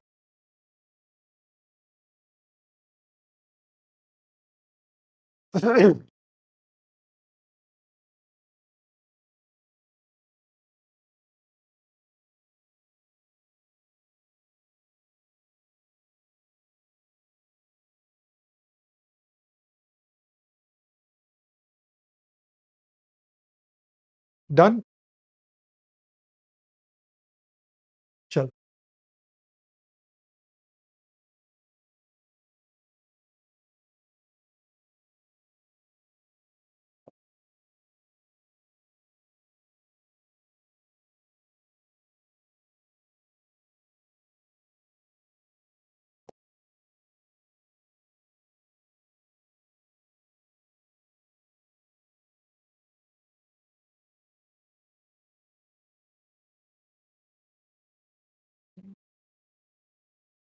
आपको कुछ इंटरेस्टिंग दिखाता हूँ। 1 मिनट आप लोग वेट कर लो, फिर मैं आपको कुछ इंटरेस्टिंग दिखाता हूँ, अगर मैं उसको ढूँढ सका आपके लिए।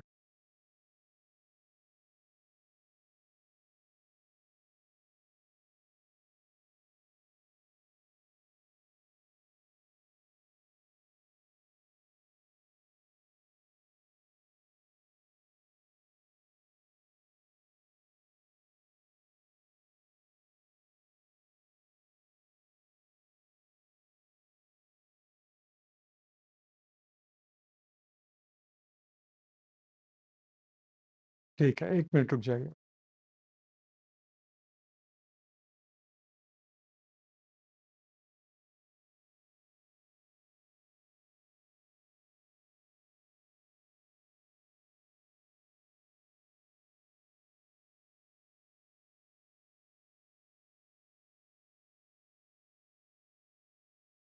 ठीक है? 2010 की बात है। मैं दिखाता हूँ कुछ, आपको दिखना चाहिए अब। 2010 की बात है, एक फ़िल्म आई थी, ठीक है? एक फ़िल्म आई थी, फ़िल्म का नाम था नेवर लेट मी गो।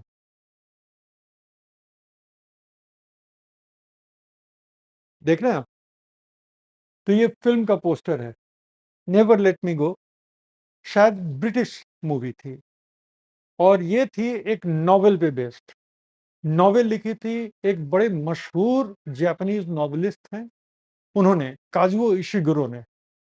तो काज़ुओ इशिगुरो ने नेवर लेट मी गो, और अगर मैं बहुत गलत नहीं हूँ तो काज़ुओ इशिगुरो नोबेल लॉरिएट भी हैं, ठीक है? चेक करना पड़ेगा, इसको आप भी चेक कर सकते हैं, ठीक है? तो नेवर लेट मी गो की स्टोरी ऐसी है कि एक जगह है जहाँ पे बड़े सुंदर अच्छे-अच्छे बच्चे एक बोर्डिंग स्कूल जैसे जगह पे रहते हैं। स्टोरी सुनिएगा, बहुत इंटरेस्टिंग स्टोरी है, ठीक है? तो बड़े अच्छे बच्चे हैं, एक बहुत अच्छा बोर्डिंग स्कूल है और एकदम नेचर की खूबसूरत वादियों में वो बोर्डिंग स्कूल है। इन बच्चों का बहुत अच्छा ध्यान रखा जाता है, जो बेस्ट पढ़ाई हो सकती है वो होती है। लेकिन बड़े रहस्यमय तरीके से इस बोर्डिंग स्कूल से और ये सारे बच्चे जो हैं छोटे-छोटे, ठीक है? ये छोटे-छोटे बच्चे और बड़े भी हो गए अब और इनमें बहुत अच्छी दोस्ती है, ठीक है? इन बच्चों में बहुत अच्छी दोस्ती है और बड़े रहस्यमय तरीके से एक-एक करके ये बच्चे गायब होते हैं। और इस फ़िल्म में और इस नॉवेल के अगले हिस्से में ये चीज़ क्लियर होता है कि ये एक्चुअली स्कूल तो है ही नहीं, ठीक है? ये एक्चुअली स्कूल तो है ही नहीं, तो क्या है भाई? तो चंद बेहद रिच लोगों ने, ठीक है? चंद बेहद रिच लोगों ने क्या किया है कि इन लोगों ने अपने-अपने क्लोन बना के रखे हुए हैं। इन रिच लोगों ने अपने-अपने क्लोन बना के रखे हुए हैं और पर्पस इन क्लोन का यही है कि ये बहुत अच्छी कंडीशन में बड़े हों वगैरह-वगैरह, ताकि एक दिन जब ये रिच लोग बूढ़े हों और उनके बॉडी को ऑर्गन ट्रांसप्लांट की ज़रूरत पड़े, तो जिसका जो क्लोन है, उसको वहाँ से रहस्यमय तरीके से गायब कर लिया जाए। फिर एक क्लिनिक में इनको बेहोश करके, इनके बॉडी के ऑर्गन हार्वेस्ट करके रिच व्यक्ति के बॉडी में ट्रांसप्लांट कर दी जाए और ज़ाहिर है ये बच्चा अब मर जाएगा, ठीक है? ये इसकी स्टोरी थी। बहुत सारे लोगों ने ये सोचा कि सच्ची में थेराप्यूटिक क्लोनिंग यही होती है, जबकि ऐसा बिल्कुल नहीं है, थेराप्यूटिक क्लोनिंग ये है ही नहीं। थेराप्यूटिक क्लोनिंग का ये फ़िल्मी कॉन्सेप्ट है, जो इसका साइंस से कहीं भी दूर-दूर तक कोई लेना और देना है नहीं। तो अब हम समझते हैं कि थेराप्यूटिक क्लोनिंग होती क्या है, ठीक है? वो फ़िल्मी कहानी सुन ली, थोड़ा एंटरटेनमेंट हो गया और ये समझ में आ गया कि जो जनरल लोग सोचते हैं कि थेराप्यूटिक क्लोनिंग ये होती है, थेराप्यूटिक क्लोनिंग तो होती ही नहीं है वो, ठीक है? तो थेराप्यूटिक क्लोनिंग क्या होती है?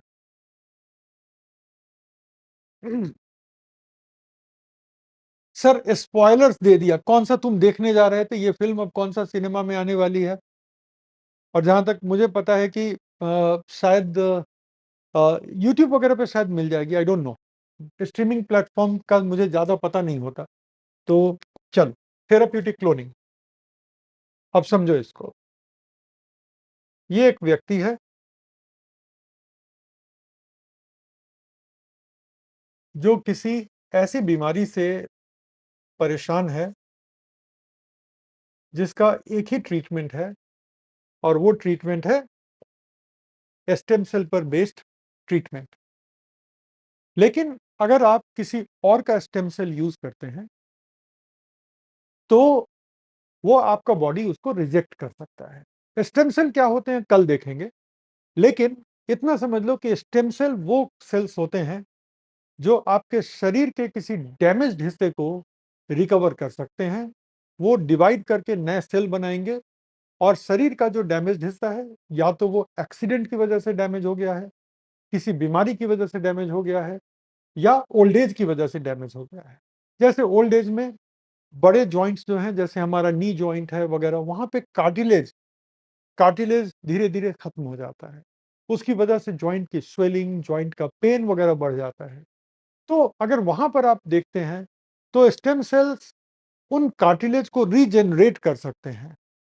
स्टेम सेल वो कोशिकाएँ होती हैं जिनसे आप नई कोशिकाओं को प्राप्त कर सकते हैं और उनसे, ठीक है? उनसे आप रीजेनरेटिव थेरेपी कर सकते हैं। अगर आँखों में कभी चोट लग गई और कॉर्निया में डैमेज है, तो स्टेम सेल उसको रीजेनरेट कर देगा। स्किन पे बर्न वगैरह है, स्टेम सेल उसको भी डील कर देगा। लीवर की इंजरी है, स्टेम सेल उसको भी हील कर देगा। हालाँकि स्टेम सेल के बेस पे जो ट्रीटमेंट चल रही है, ये उसका इनिशियल फेज़ है, अभी साइंस के नज़रिए से देखें, लेकिन ये सारी पॉसिबिलिटी है। प्रॉब्लम क्या है कि जैसे-जैसे हम अडल्ट होते हैं, हमारे बॉडी में स्टेम सेल की संख्या क्रमशः कम होती चली जाती है। और अगर आप किसी और से, किसी छोटे बच्चे से स्टेम सेल वगैरह बोरो करते हैं, बच्चे का कोई नुकसान नहीं होगा क्योंकि थोड़े से स्टेम सेल की ज़रूरत पड़ेगी। लेकिन 99% आपका बॉडी रिजेक्ट कर देगा। ऐसे में किया जाए तो क्या किया जाए? अब यहाँ पर आती है बात कि स्टेम सेल का जो सबसे अति रिच सोर्स है, वो है अर्ली अवस्था का एम्ब्रियो। लेकिन अति अर्ली अवस्था का जो एम्ब्रियो है, अब इस व्यक्ति को हम एम्ब्रियोनिक स्टेज पे कैसे भेजें?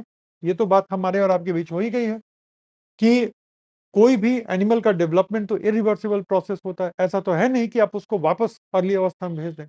और यहीं पे आती है क्लोनिंग। तो अब क्या करिएगा कि इस पर्सन से आप कुछ सेल्स को आप आइसोलेट करते हैं और फिर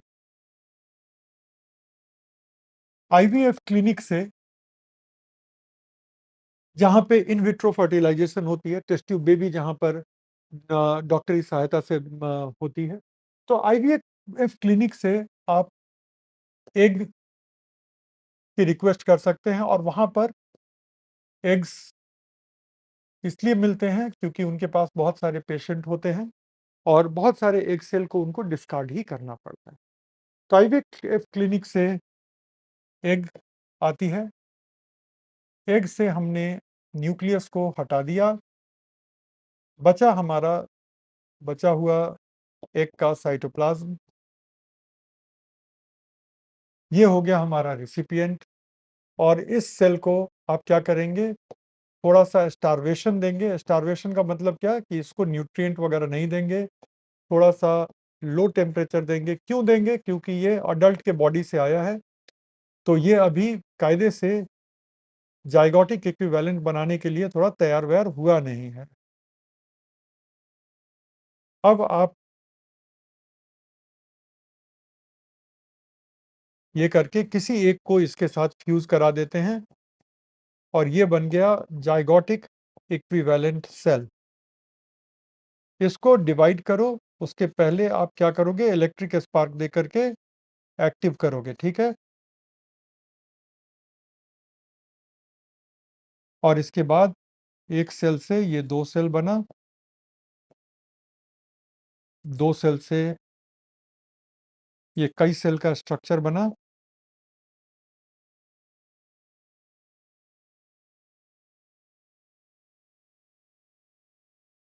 और सच तो ये है कि एक-एक सेल जो है ये अर्ली एम्ब्रियो का, ठीक है? अभी इसको कहीं इम्प्लांट वगैरह करने की ज़रूरत है नहीं, तो एक-एक सेल जो है, ये है स्टेम सेल। तो यहाँ से स्टेम सेल्स को आप हार्वेस्ट करते हो और इस व्यक्ति को स्टेम सेल पर आधारित ट्रीटमेंट देते हो, ठीक है? फिर स्टेम सेल अपने जगह पे पहुँचता है, देखो ये स्टेम सेल्स हैं और स्टेम सेल की ट्रीटमेंट दी जा रही है। स्टेम सेल अपनी जगह पे पहुँचते हैं, वो रीजेनरेट करते हैं उस टिश्यू को जो डैमेज हो गया है वगैरह-वगैरह, और फिर बहुत जल्दी ही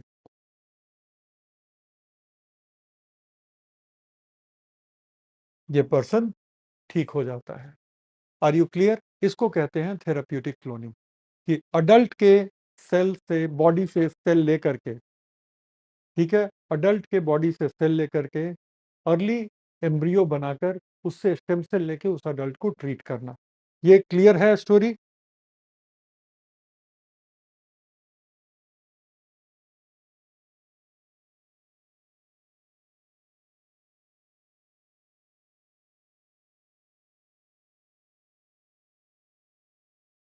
क्लियर है ना? इस डायग्राम को आप लोग बना लीजिएगा। अभी नहीं, अभी मैं बस इसके पॉइंटर्स लिख देता हूँ, क्योंकि क्लास के खत्म होने का टाइम आया। तो अभी मैं सिर्फ इसके पॉइंटर्स लिख देता हूँ, बाकी बनाने का काम आप लोग इस बोर्ड वर्क को देख करके क्लास के बाद कर लीजिएगा, ठीक है? तो ये हमारा स्टेप 1 है, ये हमारा स्टेप 2 है, ये हमारा फ्यूज़न स्टेप 3 है, एग को लेना और एग से न्यूक्लियस को हटाना 2A है, कि हम डोनर को और रिसिपिएंट को तैयार करें, तो ये 2 है, ये 2B है। फिर ये हमारा स्टेप 4 कहलाएगा, फिर ये हमारा स्टेप 5 कहलाएगा, ये हमारा स्टेप 6 कहलाएगा और इतने में ये आदमी ठीक हो गया, ठीक है? तो ये है थेराप्यूटिक क्लोनिंग का क्रक्स, ठीक है?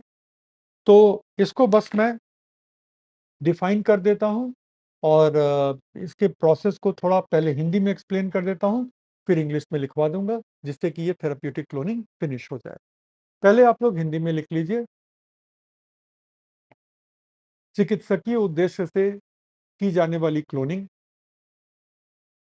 चिकित्सकीय उद्देश्य से की जाने वाली क्लोनिंग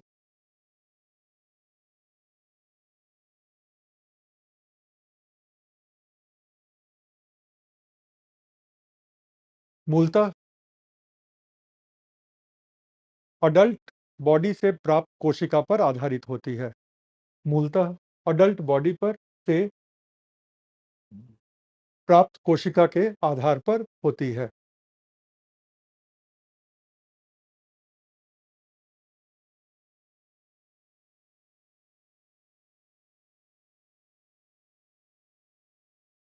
इन कोशिकाओं इन कोशिकाओं को केंद्रक विहीन एग से इन कोशिकाओं को केंद्रक विहीन एग से फ्यूज कराकर जेडईसी बनाया जाता है। इन कोशिकाओं को केंद्रक विहीन एग से फ्यूज कराकर जेडईसी बनाया जाता है।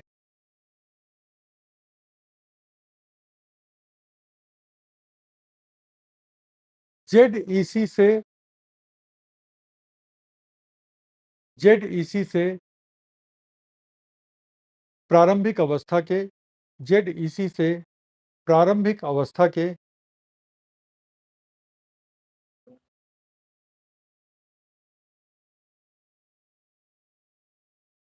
भ्रूण को प्राप्त किया जाता है। प्रारंभिक अवस्था के भ्रूण को प्राप्त किया जाता है।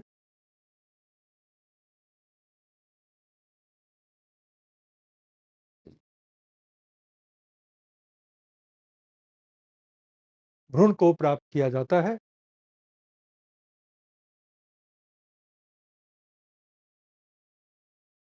पर इस भ्रूण का इस्तेमाल सिर्फ स्टेम कोशिकाओं को प्राप्त करने के लिए किया जाता है।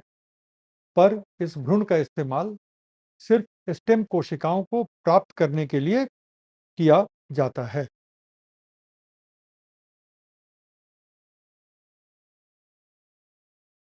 प्राप्त करने के लिए किया जाता है।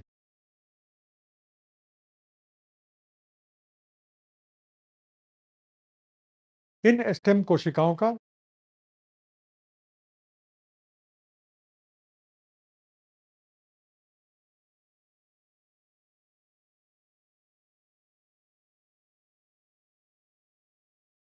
इन स्टेम कोशिकाओं का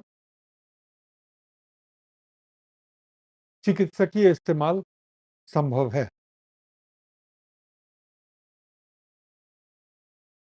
इन स्टेम कोशिकाओं का चिकित्सकीय इस्तेमाल संभव है।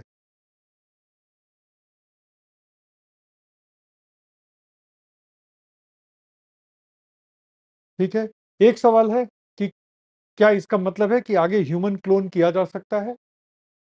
इसकी इजाज़त नहीं मिलेगी, लेकिन टेक्निकली ये संभव है। टेक्निकली ये संभव है, लेकिन इसकी इजाज़त नहीं मिलेगी। अब बस इसको इंग्लिश में लिखिए और अब हम लोग इस चैप्टर को यहाँ कंक्लूड कर रहे हैं, ठीक है? इंग्लिश में लिखिए। Therapeutic cloning involves therapeutic cloning involves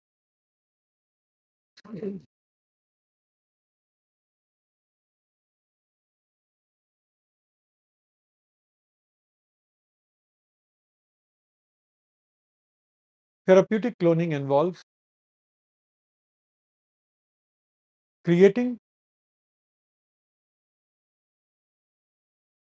a clone from adult somatic cell.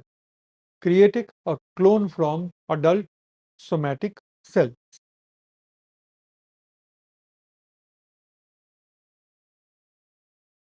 In this process, adult somatic cell is fused. In this process, adult somatic cell is fused with enucleated egg is fused with enucleated egg to form to form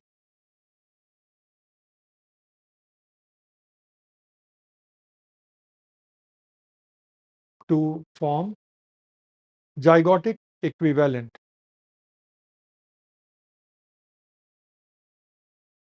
Zygotic equivalent. From this, an early embryo is developed. From this, an early embryo is developed.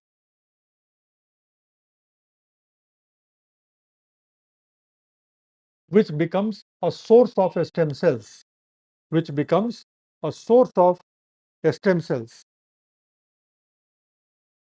for therapeutic purposes, which becomes a source of stem cells for therapeutic purposes. Done? तो ये है therapeutic cloning. Stem cell कल करेंगे, gene therapy भी आराम से कल करेंगे। कल क्रिस्पर को भी इसमें जोड़ लेता हूँ, तो क्रिस्पर भी कल करेंगे, ठीक है? उसके बाद ना के बराबर टॉपिक बचेंगे जो परसों हम लोग फिनिश करेंगे। तो आज इजाज़त दीजिए और आप भी थोड़ा-सा ब्रेक लीजिए क्योंकि इसके बाद पॉलिटी की क्लास शुरू होने वाली है। Goodbye everyone. Good bye.